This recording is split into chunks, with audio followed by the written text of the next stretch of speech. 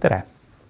Vaatate Majandus- ja Kommunikatsiooniministeeriumi saadet Statistikaminutit, kus räägime erinevatel statistika andmetega seotud teemadel. Mina olen Maarjo Lambing. Ja mina olen Karel Lember. Ja täna räägime üsna päevakajalisel teemal. Räägime tollidest.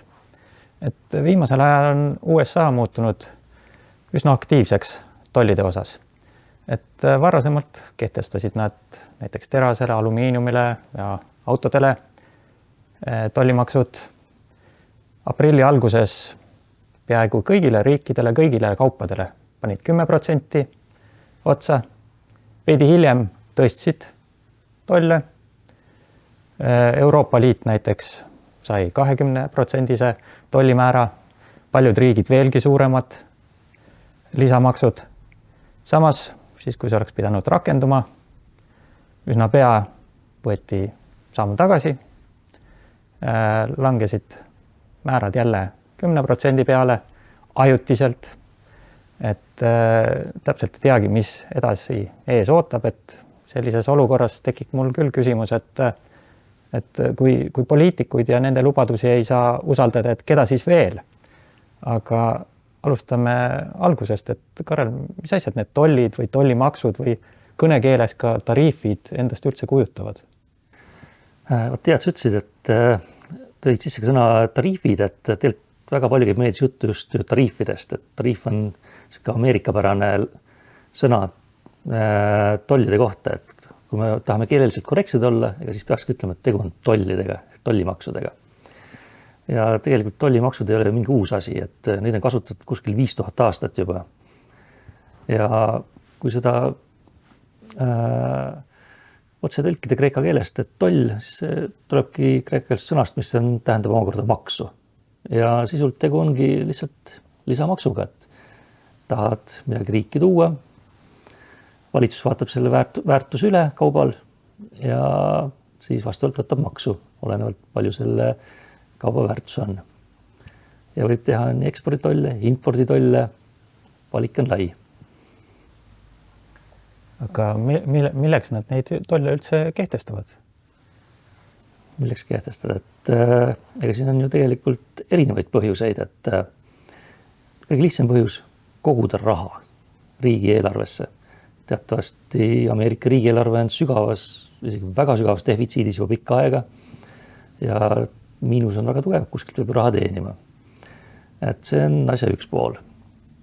Tollidest toodetakse laekumist. Siin eelmine kuu laekus neil kuskil 15 miljardit juurde. Kogu defitsiidi juures see on küll murdosa. Räägime siin ikkagi triljonitest. Aga abiks ikka natukenegi. Ja mis teine aspekt on lisaks raha kogumisele, on võib-olla ka majandusstruktuuri muutmine. Sa aitad või enda ettevõtet aitamine, kui sa mingi odava kauba impordi suurelt maksustad, siis võib-olla see motiveerib seda oma riigis tootma. Nüüd hoopis teine küsimus on, kas see on ka mõistlik, USA puhul, kas nad tõesti tahavad, et T-särgi tootmine tuleb Vietnamist tagasi USA-sse, et praegu võetakse seal kuskil tunnipalgaga 2 eurot tunnis. USA-s tahavad inimesed oluliselt rohkem raha saada. See tähendab, et ka see T-särk läheb palju, palju kallimaks. Ka siin on raske öelda, kes see lõpuks võitja on siit või kas üldse keegi võitja on. Ja, aga nüüd vaadates lähemale, et jällegi, aga kuidas see mind mõjutab või Eestit siis laiemalt, ühest küljest tollimaksud muudavad hindasid ostja jaoks. Kuna siin lisaks Eestile ka teised riigid saavad täiendavad kulud kaela, siis pilt ei ole nii ühene, et kindlasti kõik peavad kannatama. Kui konkurendil peaks see tollimäär olema kõrgem, siis võib olla lugu selline, et Eesti tooted mõne teise riigiga võrreldes võivad muutuda isegi suhteliselt soodsamaks. Küll mitte USA-ga võrreldes, et seal sõltub väga palju sellest, et kas tootel on ka alternatiive. Et kui meil oleks midagi väga spetsiifilist pakkuda, siis tarbija lihtsalt maksab selle kinni. Eesti tootjad see väga ei peaks puudutama.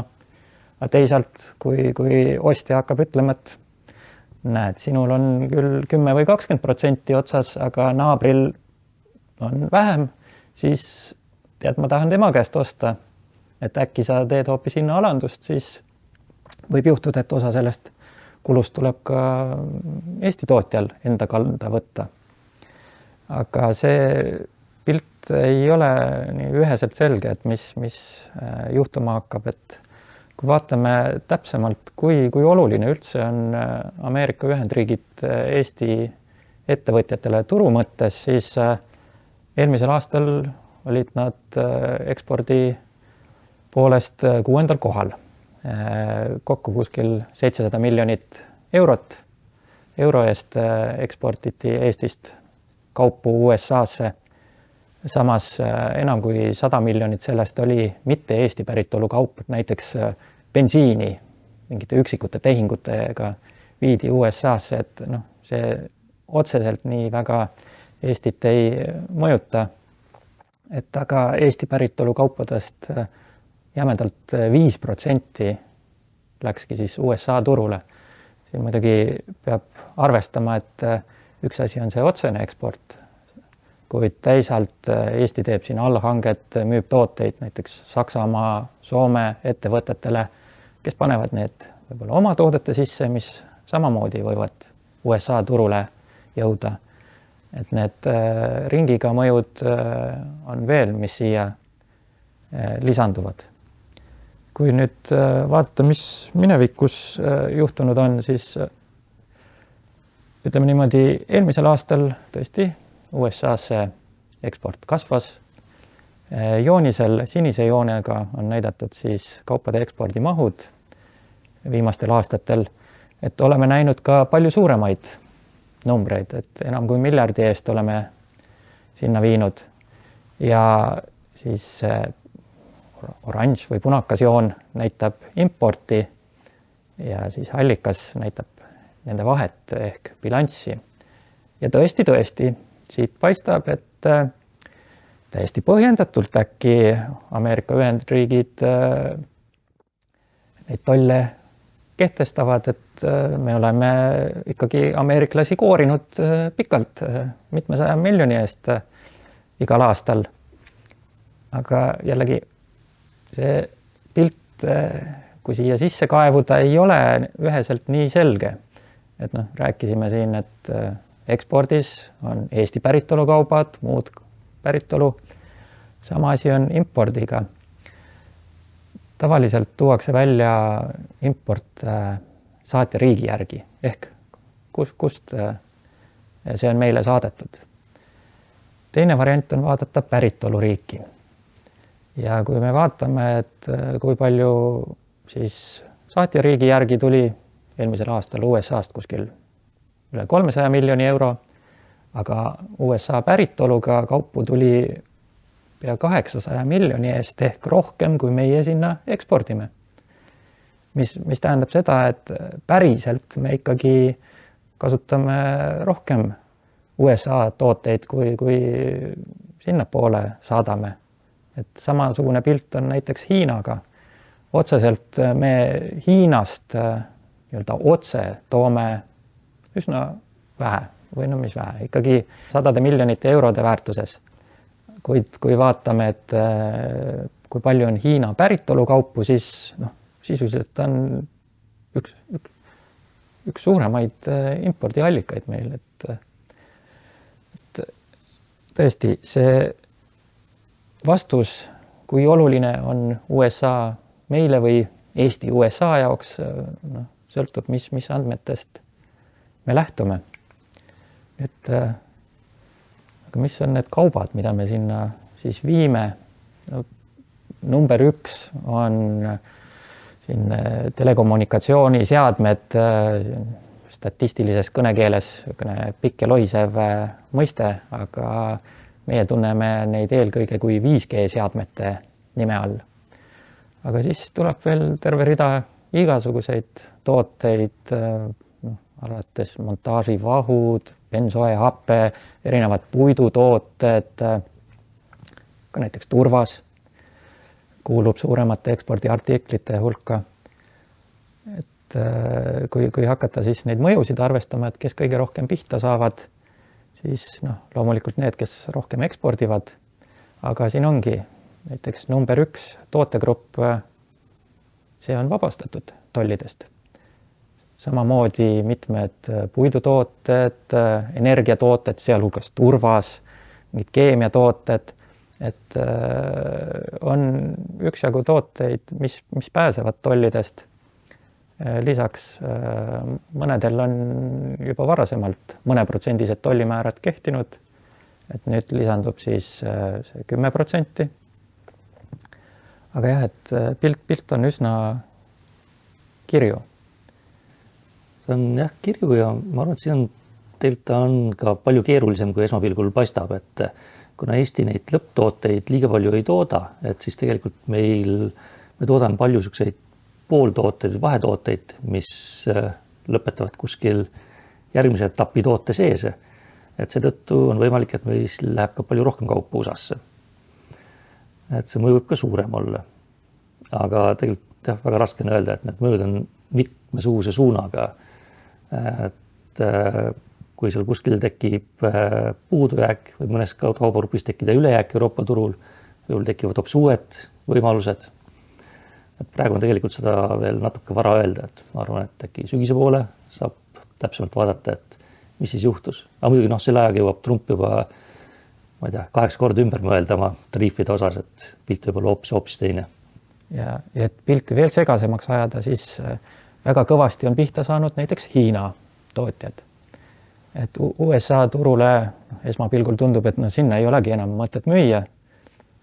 Aga mis sa teed siis selle toodanguga? Et võib juhtuda, et see Hiina toodang, mis seni läks USA turule, hakkab otsima teisi kanaleid Euroopasse näiteks. Ja võib ka Eesti tootjatele täiendavat konkurentsi pakkuda. Jah, täitsa võimalik.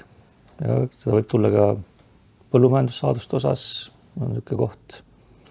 Et ega siin neid kaubagruppe on erinevaid ja võib liikuda ühele kui teisele poole, et see saab päris huvitav olema, et kui mõelda, et miks seda tehti, et see on keeruline aru saada, kuna USA oli tegelikult ju päris mugavas positsioonis, et said Hiina käest kaupu ja Hiina siis sellest dollaritest Hiina ostis USA võlakirju, hoidis kenasti Ameerika võlataseme all, aga samal ajal ameeriklased said tarbida, meil oli rõõmus, inimestel tuju hea, et nüüd see pilt muutub ilmselt.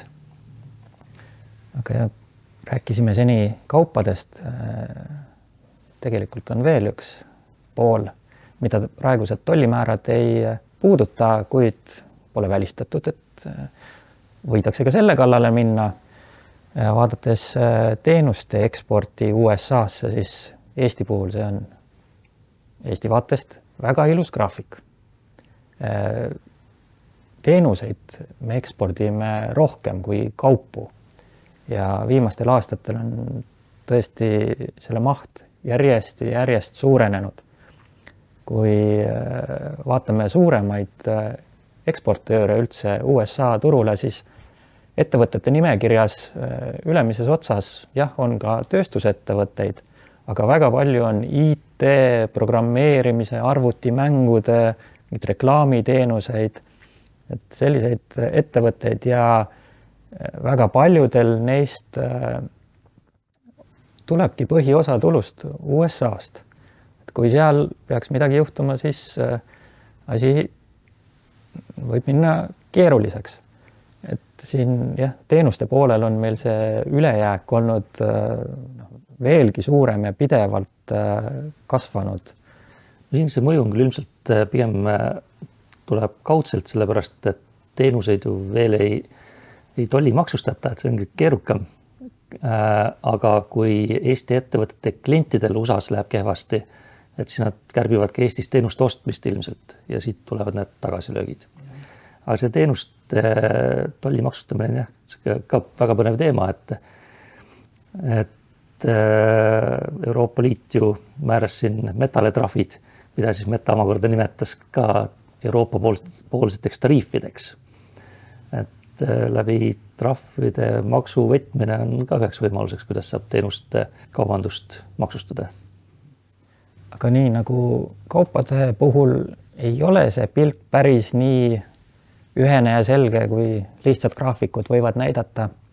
Siin tundub, et USA-st me tõesti impordime küll ka teenuseid, aga mitte väga palju, kuid mõeldes, kes on need suurimad internetiteenuste ja sellised moodsa aja teenuste pakkujad, siis need kipuvad olema USA taustaga, aga väga võimalik, et selle asemel me näeme, et hoopis Iirimaalt ostame teenuseid, et see globaliseerunud maailmas ei ole enam üheselt selge, et kes on selle taga, et see esimene kontaktpunkt ei pruugi olla päris see õige, et samamoodi nagu ettevõtluses omanikke taga ajades esimene ring ei näita tavaliselt seda, kes on need päris tegelikult kasusaajad seal taga. Ja see teeb ka asja huvitavaks ja ma arvan, et siin järgnevatel aastatel lükatakse ka ümber mitmed väliskaubandusteooriad ja see, mis seni võib-olla on kehtinud, läheb pilt palju-palju põnevamaks, et tekivad siin uued kaupade ja teenuste liikumiskanalid ja läheb, ütleme, et saame palju targemaks ja läheb palju põnevamaks, ma arvan, see asi. Et põnevust on siin viimastel aastatel olnud üksjagu ja tundub, et nii-öelda igavamaks olukord ei lähe. Siin see igavamaks muidugi on jutumärkides, et ettevõtjad, kes nende teemadega siin igapäevaselt peavad kokku puutuma, et nende jaoks on tollid ikka parajad kollid. Ja üks küsimus on see, et tuleb, ei tule, kui palju, mis juhtub, aga isegi selline olukord, kus sa oled määramatuses, et see takistab ka äritegevust, et ei teagi, kas hakata sinna turule sisenema või mitte, et kas ma investeeringut hakkan tegema või mitte. Tead, selle sisse tõid, et jah, tegelikult see otsesest tollimaksust hullem ongi see määramatus. Et see praegu paistab, et see on päris paljudel juhtudel pannud ka ettevõtete investeeringut seisma, mis jääb pikemaajaliselt ka majanduskasvu mõjutama. Et kui sa tõesti ei tea, et mis saab, ei saa, seda näitab hästi ka see börsidel toimuv, et turud on ka ju kõvasti alla läinud. Nüüd toimus küll väike tagasipõrge, aga ega eriti tõusta ei julgeta, sest sa ei tea ju, mis ettevõte järgmisena tollimaksudega pihta saab, kas saab, võib-olla maksud alanevad, võib-olla tõusevad. Et ilmselt ettevõtetele sobiks see olukord paremini, et on, ütleme, kas või 50% tollid, aga nad on kindlalt paigas ja sa tead, mis järgmised 10-20 aastat juhtub. Aga meil on ikka enamik on demokraatlikud ühiskonnad ja olukord võib kiiresti muutuda.